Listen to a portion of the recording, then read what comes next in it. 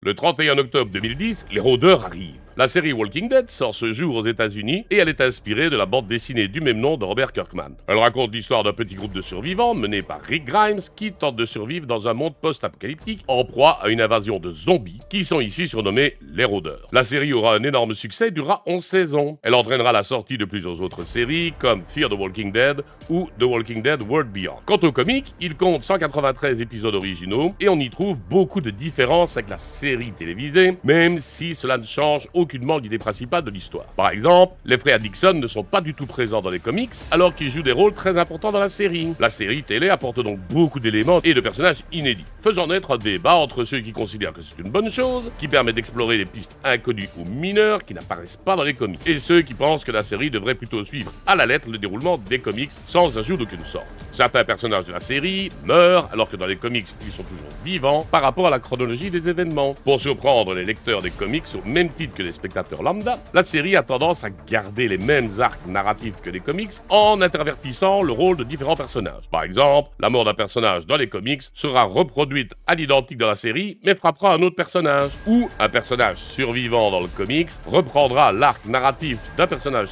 décédé dans la série, mais encore en vie dans les comics.